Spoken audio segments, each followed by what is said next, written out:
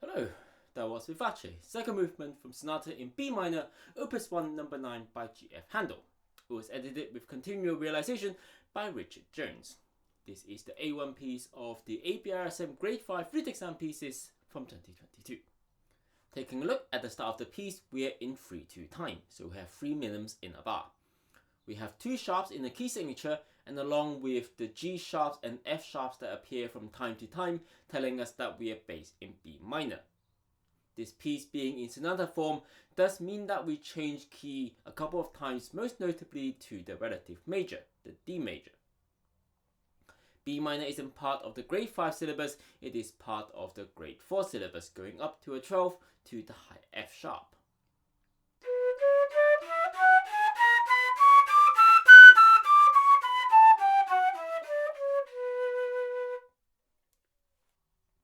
The D major is part of your grade 5 syllabus, going up to 2 octaves.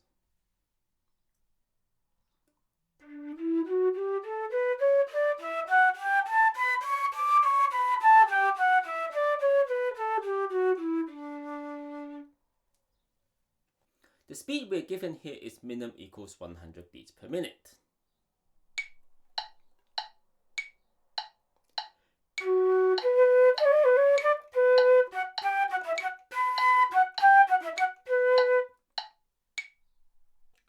Given there's quite a few tricky rhythm, you might actually want to count in crochets to begin with to get the rhythm.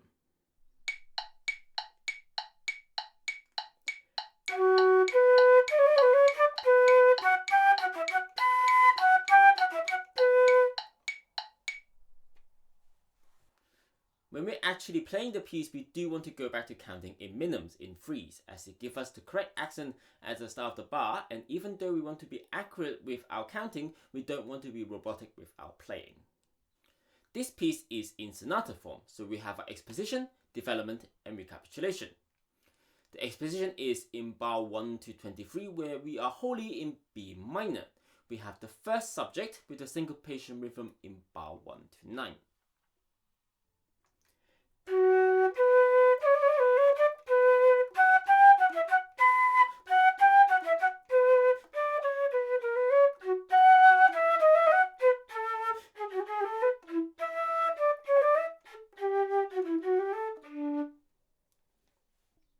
In bar 9 to 15, we have the second subject, starting off with 3 crochets, which leads us on to a longer note.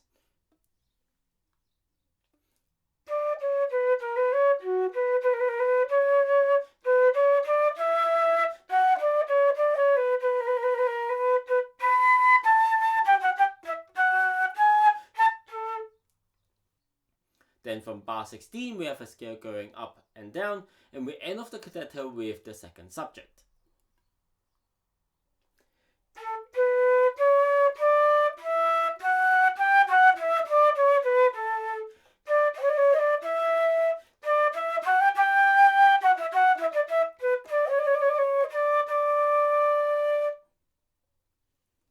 Then we have the development section in bar 42 to 46. We start off with the first subject in the D major key, and we move through different keys as well as developing the ideas we've had in the exposition.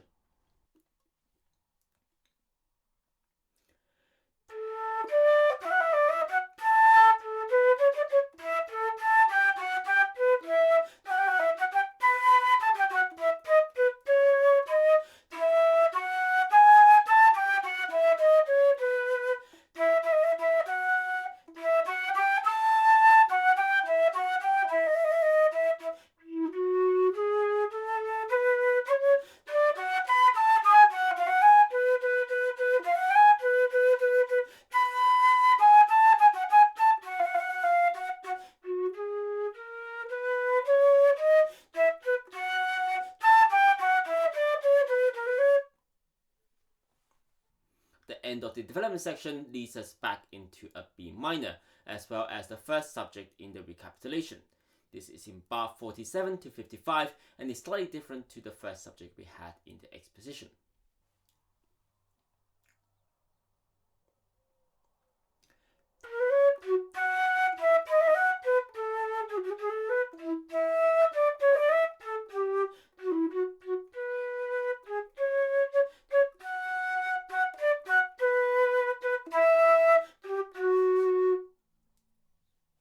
And finally, we have the second subject, this time bringing us to the end of the piece and ending on the tonic B note compared to the dominant D note the first time round in the exposition.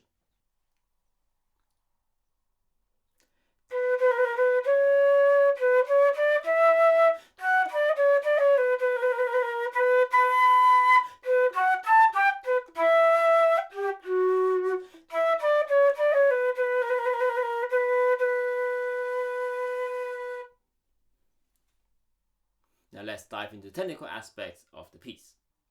We start the first subject with 3 minums in forte. In the last minum, the C sharp, we have a trill written out in 8 semiquavers. So we have 4 pairs of trills. The first 3 pairs we're going to be trilling from the D note above to the C sharp, and then the final pair we're going to go down to the B note and then back up to the C sharp. Trilling from the C sharp to the D, we can have the C sharp bass fingering, and using the first trill key to get the D note. Another thing to take care of in the trill is the timing. We don't want to play the trill for too long or too slow, which would affect the timing when we actually come into the first idea.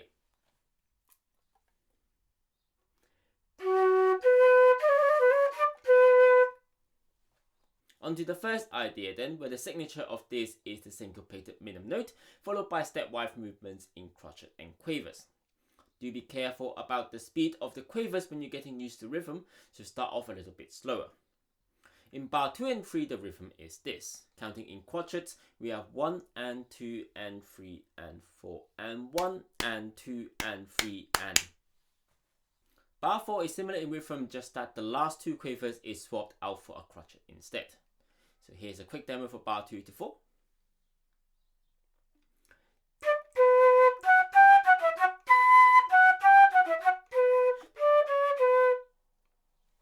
In bar 5 to 8, there's a little change to syncopation.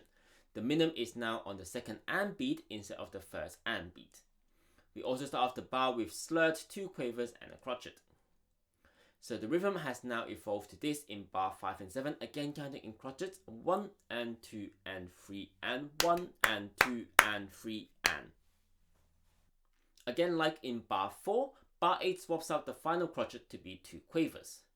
Look out that there is a dim poke a poco in bar 6, meaning that we are getting quieter very gradually. So a demo on bar 5 to 8.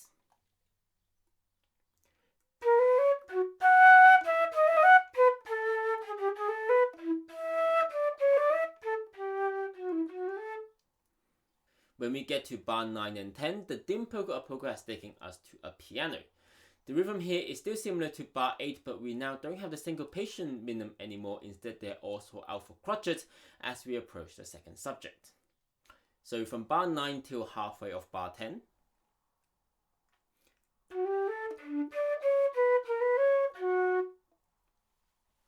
The second half of bar 10 is the start of the second subject. Now look out that the second to last crochet in bar 10 has a trill. The rhythm is written on top of us. It is a triplet semiquaver followed on by a quaver. We start off the trill on a B note and then going down to an A sharp, and we control this with our left hand first finger. With the speed we're going at, we don't need to be too precise with the exact rhythm of the trill, and we can just get by with a rough shape of the rhythm.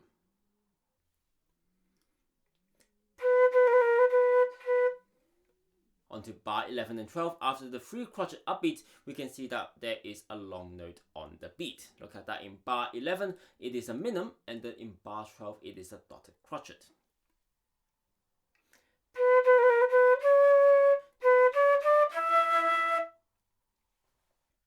In bar 13 we get a different rhythm, having a trill dotted minimum A sharp.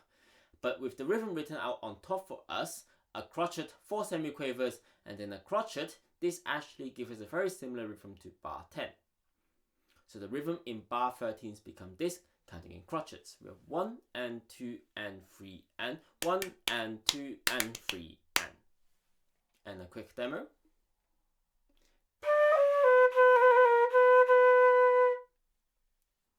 In bar 14 we get the syncopation rhythm back, and again in forte. But that gets quickly resolved, and in bar 15 we no longer see the syncopation rhythm.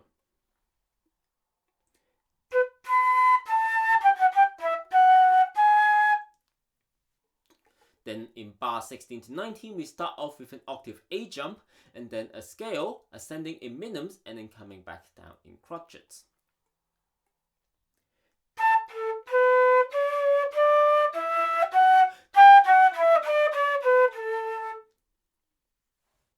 In bar 20 to 23 we play a similar melody to what we have in bar 11 to 13, a third higher and with some changes to the rhythm, swapping out some crotchets for quavers and vice versa.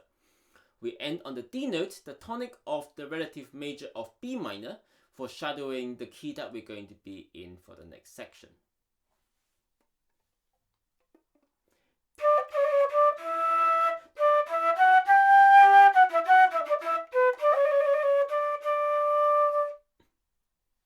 The trill on bar 19 is the same rhythm as the trill in bar 10, and the trill in bar 23 is the same as the trill in bar 13.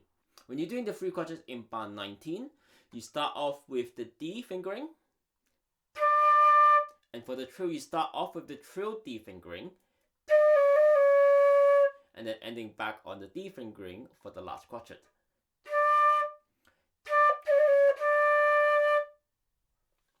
When you get to the trill in bar 23, you start off with the D fingering. Then the 4 semiquavers, we have the C sharp and the trill D fingering. And then back onto the D note for the dotted semibrief.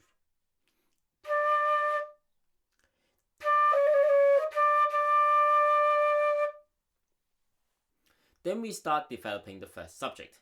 Bar 25 start off with the same rhythm with bar 2, but it has a different shape to what we know. The phrase is now also longer, going up until bar 28 before we see another syncopation. There's a little bit of a mix and match of rhythms from what we've seen before. So in bar 25 to 27.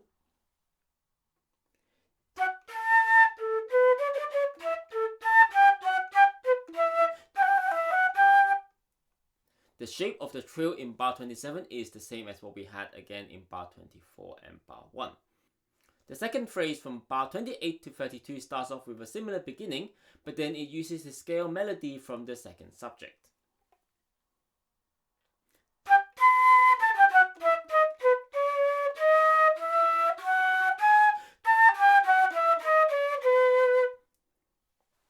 Now development on the second subject in bar 33 to 35, a fourth higher from what we had previously in bar 11 to 13.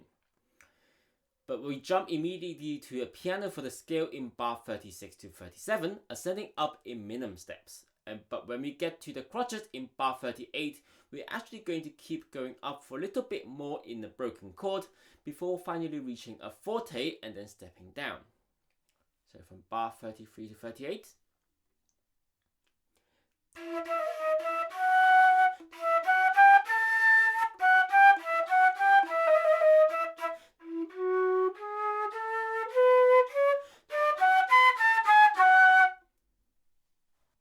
A couple of new melodies coming up. First in bar 39 to 40, which is the same bar repeated twice.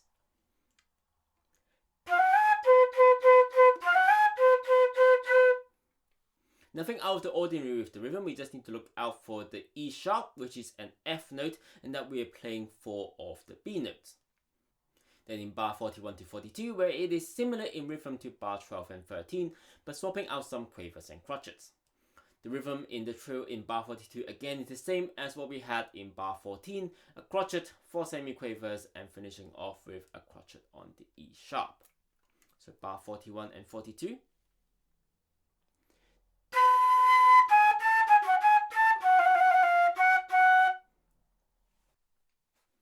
finally on the last scale-like passage, which leads us back onto the recapitulation section. We start off in piano with a crescendo to get to a forte in bar 45. The ascent rhythm is the same as what we have, but we have an extra bar in bar 45. Now that bar is similar to what we have in rhythm, just without the trill. We then have a step descent of the scale on bar 46. So from bar 43 to 46.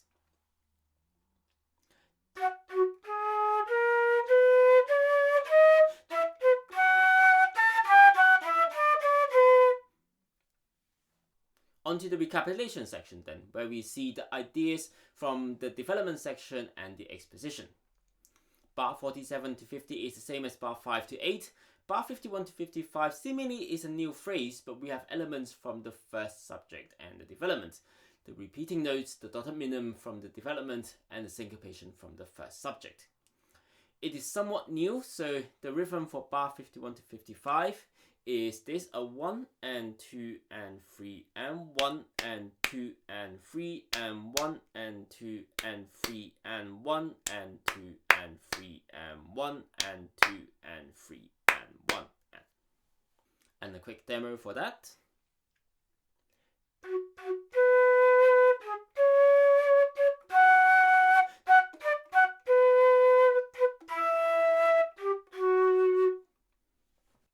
Look out that there was a crescendo from a P towards the forte towards the end of that. When we get to bar 60, we have our ending phrase. It's a little mix and match of the rhythms that we've seen before.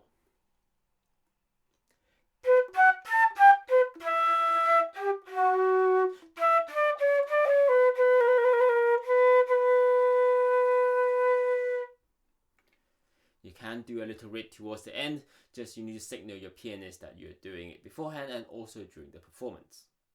And that's the end of the piece. Hopefully that was useful to you. This is the first of the grade 5 pieces. Check out the other pieces in the playlist when they're up. I'm also starting on the piano pieces as well, so progress is a bit slow, so bear with me while I'm trying to get to grips with the rest of those. Give a like and subscribe if you like what I did here. Put a comment down below if you want to go over anything specific, or if you want to share your own tips and tricks with your fellow viewers. I'll see you in the next video on Master of None. Bye!